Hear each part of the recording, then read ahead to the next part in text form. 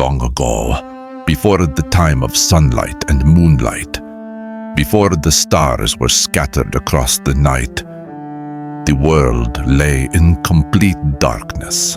The people moved carefully, their hands stretched out in the blackness. The rivers flowed without shimmer.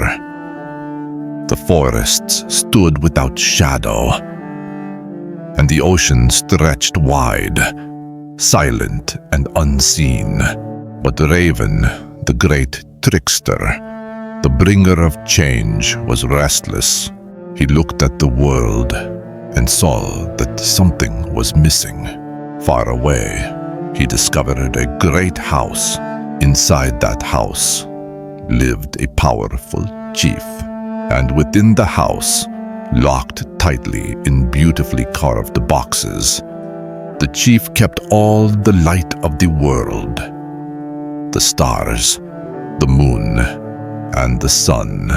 The chief would open a box only for himself, to gaze upon the treasures, but he never allowed the light to leave.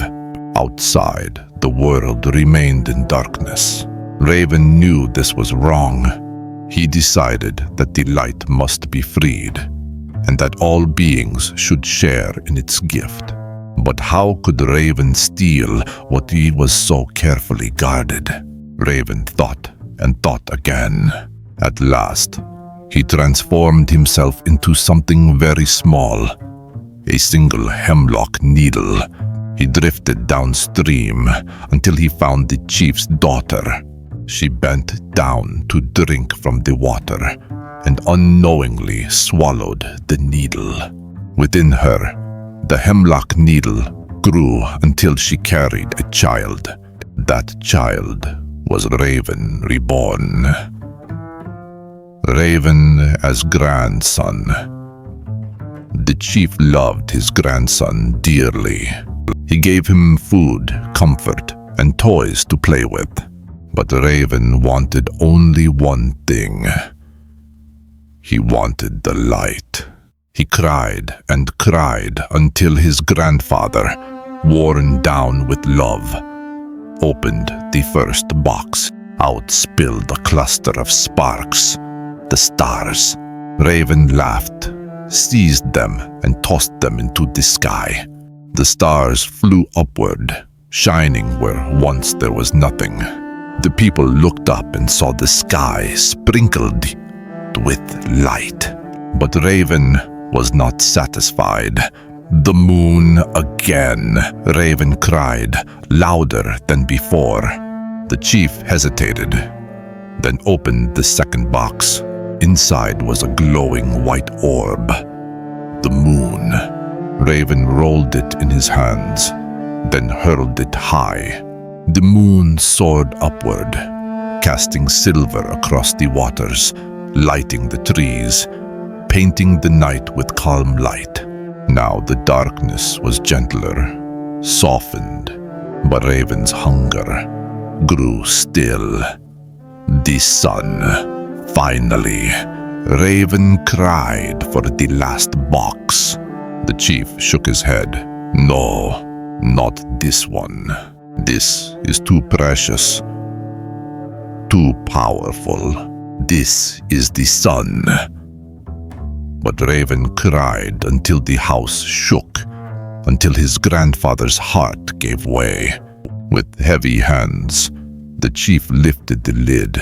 Inside blazed the great sun, golden and radiant. The child grasped it, and in that moment, Raven shed his disguise.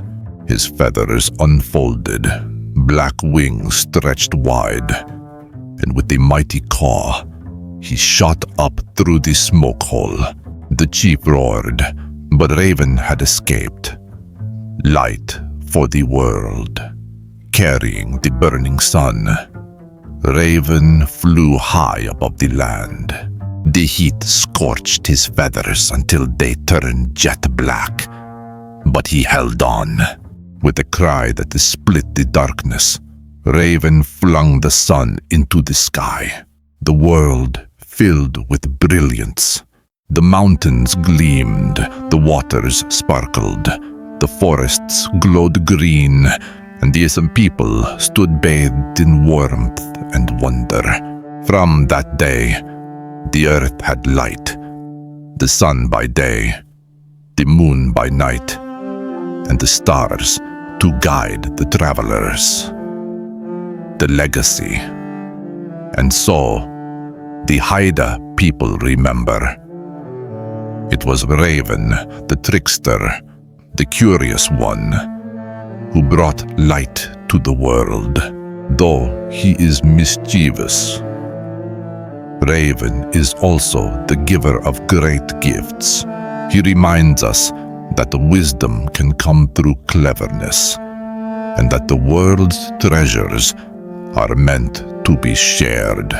When we look at the night sky, when we feel the sun upon our faces, we remember the story of how Raven stole the light, not for himself, but for all people.